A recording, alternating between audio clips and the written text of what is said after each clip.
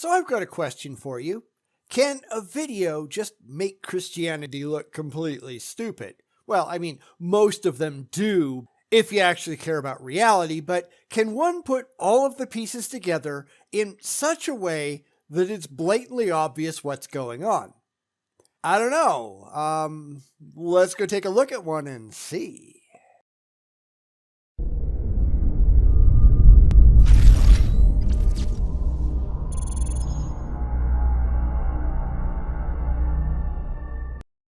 Today, we come to a video from STINT, which is an intern for the Todd Becker Foundation, which in turn is a high school ministry, which kind of explains why all of this is so dumb.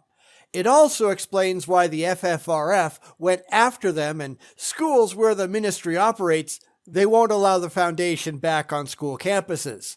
Regardless, let's talk about this video, which misrepresents reality and science in favor of their own imaginary friend, and they don't know what they're doing wrong. Because, let's be honest, they just don't give a damn, do they?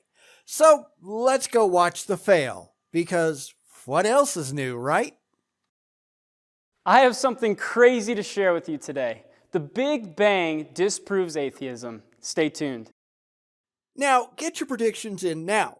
Will this dumbass actually understand what the Big Bang is, or have the slightest clue what atheism is? Cast your votes in the comments below right now, because I want to see just how many people think this guy actually has a clue.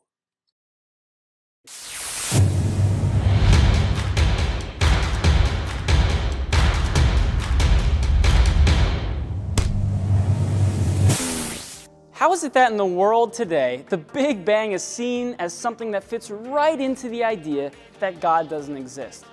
I don't know. Who says that? Because this is incredibly common among the religious and not at all common among atheists. Because, of course, these people have no clue what any of these words actually mean. Now, I'll give him some more rope to hang himself with because we all know that these videos aren't being made for atheists. They love to talk about us, but they never want to talk directly to us, and they certainly never want to have a rational conversation with us. So we know that this is an exercise in futility and stupidity, but let's see where he goes. Because this probably isn't going to be a surprise, is it? It never, ever is. Now, when I say the words Big Bang, almost everyone thinks of something different based on the background in which they grew up. So for this video, when I say the words Big Bang, I am simply referring to the start of the universe. Which isn't what Big Bang means. Specifically, Big Bang refers to a number of related cosmological models that explain the expansion of our particular instantiation of space-time from a singularity. In so doing, our particular universe came into existence. It doesn't say at all that it came from nothing, which is exactly what I'm sure he's going to try claiming next, because he doesn't have the slightest clue what science actually says, nor, I'm sure, does he care. And this is why we have to continually remind the religious that words actually have meanings, and if they can't play by the commonly understood definitions that pretty much everybody else uses, nor explain how they came up with their own, then absolutely no coherent conversation can possibly take place.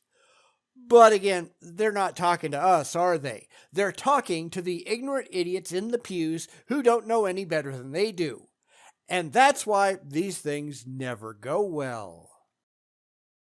I'm in no way referring to evolution or anything else that some people may say came after the Big Bang. Well, that's at least one point in your favor. Of course, it's not some people say, it's demonstrably happened. But if he doesn't understand the Big Bang, I don't expect him to understand basic biology, so I guess that's hardly a surprise. Anyway, back to the video. As we look at the start of the universe, or the Big Bang, you have to realize that for years, atheists have been trying to stay away from the evidence that the universe has a definite beginning. That depends on your terms. Again, our particular version of the universe certainly did. That doesn't mean that everything that could ever possibly exist did, which is usually what the religious try to interject. This is, of course, because they've got a goal in mind. They have a conclusion that they simply have to reach for emotional reasons, and whatever they have to twist or turn to get there, well, they're perfectly happy to do so because, fee-fees. But fee-fees aren't impressive, and the second that it all comes down to that on the religious side, we're just going to laugh and sweep it away and get back to waiting for their evidence that they never seem to be able to present. And that's why they don't want to talk to us, isn't it? The reason being, they know that if there is a definite beginning to the universe, they have a huge problem.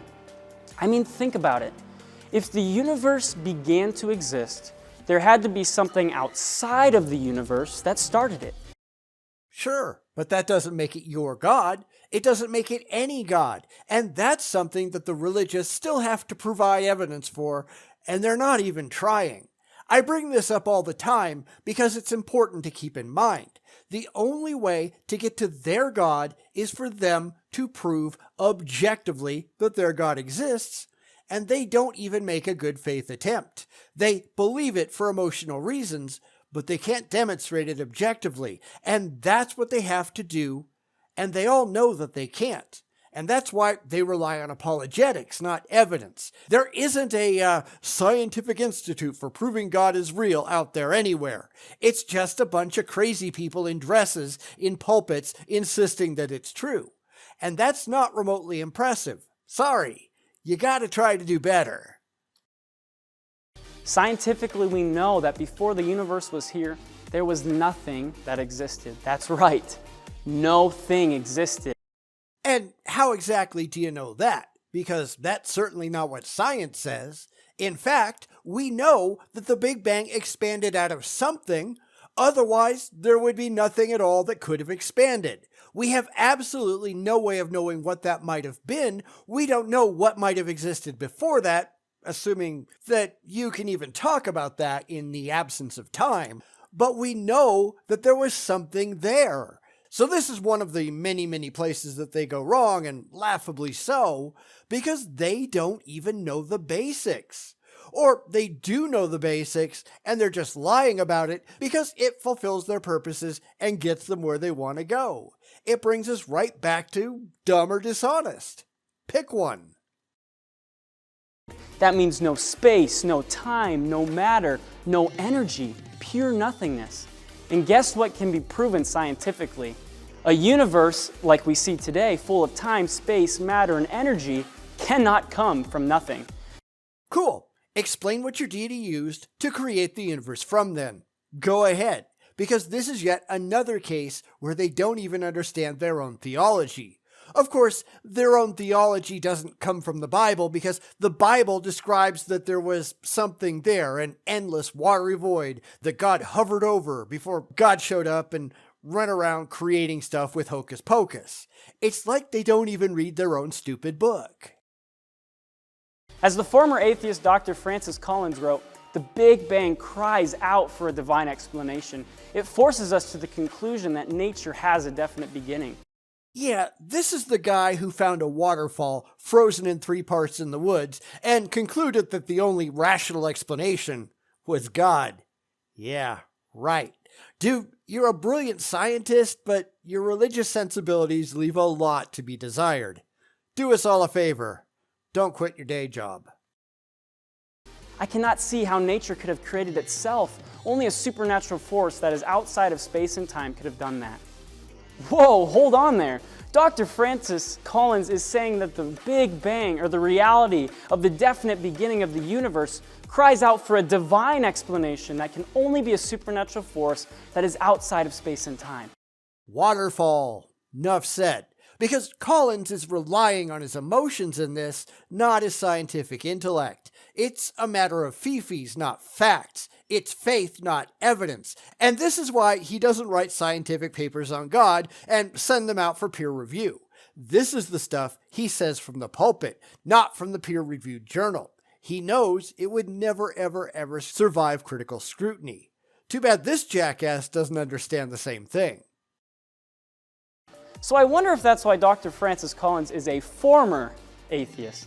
So you see now that the Big Bang has been proven both philosophically and scientifically without any reasonable doubt. The only thing that's been proven here is that you don't have the slightest clue what the hell you're talking about. And I'm not really sure that's much of a surprise.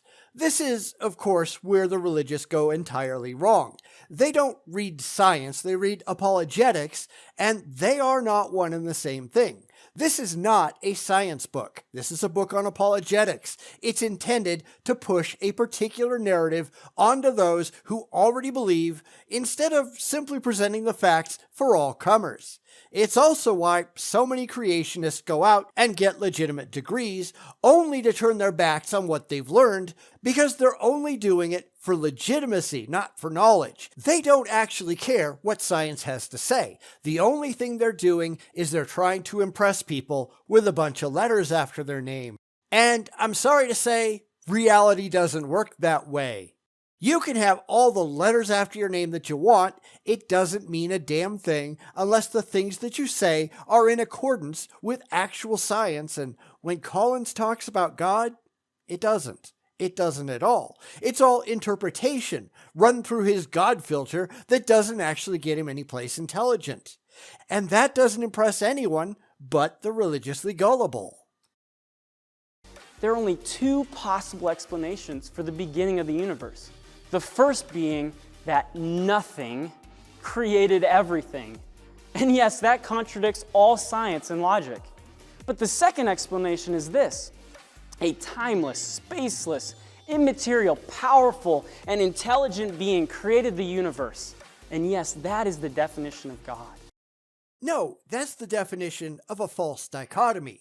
Because here's what you're doing wrong. First, obviously, science says nothing at all of the sort, so that's just a straw man invented out of whole cloth for the sole purpose of being knocked down. That's fallacious and dishonest, which is really what you people are. Secondly, your definition of God, that doesn't mean that said entity actually exists. You'd need evidence for that, and we all know you don't have any. The reason the religious, and to be fair, it's not just the religious that do this, but the reason that they do is so that they can set up their fallacious explanations, knock them down, often with no more than a wave of the hand, and then declare that the only one that they've left standing, well, that just has to be the truth.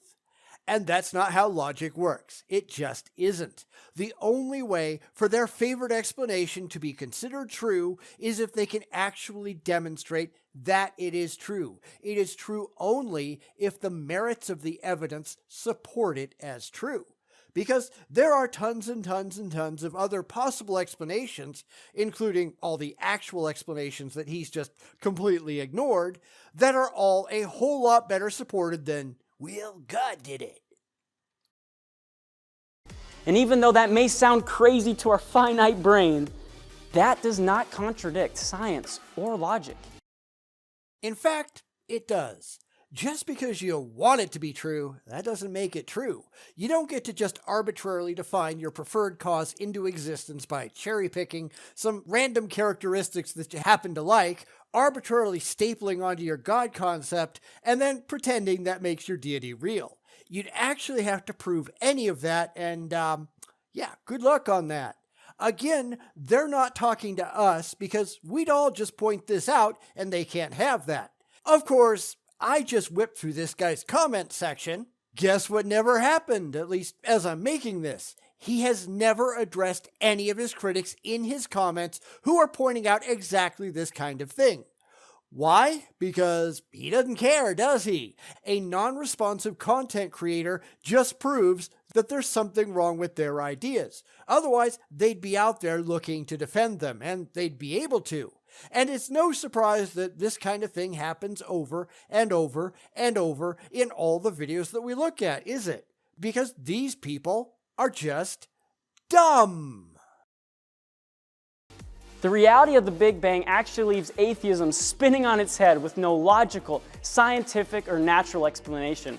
And because they simply can't admit that God is the better explanation for the beginning of the universe, because, well, they don't want to believe in God, they are forced to stick with the impossible and unreasonable explanation that nothing created everything. Something that science has never said and never will. And in fact, I just minutes ago pointed this exact thing out to another moron over on Odyssey who tried to make this exact point. If these people were really serious about believing the best evidenced ideas out there, then you'd think they'd actually go read up on some actual science and, maybe learn something, wouldn't you? Of course, that never happens because these people just don't care. They keep making the same old tired, entirely false, and demonstrably so videos because the only people who ever pay attention to any of this crap are other theists saying the exact same thing that they are. It's a big mutual masturbation society where they're all just playing off each other even though none of them have the slightest clue what the hell they're doing. Trust but verify, but nobody ever wants to verify. They just want to trust because that strokes their childish egos. How pathetic is that? So you see, the Big Bang proves atheism false and the reality of God true. No, it just proves that you are an idiot and you are unfortunately definitely not alone. After that, he goes off and recaps and tells people to leave their comments below, even though he never attempts to answer a single one of them. And that's not exactly a surprise either. This isn't about the facts. It's entirely about their feelings, and that fact alone makes Christianity and other religions downright stupid. What is the point of believing that something is true if you're terrified to actually look into it to see if it's actually true? That's the question that I have for the religious, and I've never once encountered a single credible answer to it yet. Well, we want to believe. But that's not a good reason for believing anything. In fact, it reveals the fact that you're a fool, or a child, or both, mostly both, because reality isn't here to coddle your feelings. It's here to be what it is, whether you like it or not, and the religious, they don't really care about that, do they? You have to go out and examine reality and accept what reality is. If it makes you happy, fine. If it makes you sad, fine. It doesn't matter. Reality is what reality is. But they're not looking for reality, they're looking for emotional validation. They don't care about the objective facts. And that's why videos like this exist, and why videos like this prove the absurd idiocy of Christianity and other religions. They're all doing the same thing. Just go watch Islamic videos that make the exact same claims. Because they're morons too. And they're all doing it because they just don't care. And that's sad. It really is. Sad and stupid. That's religion. And these people, they're too dumb to figure this stuff out. Boom.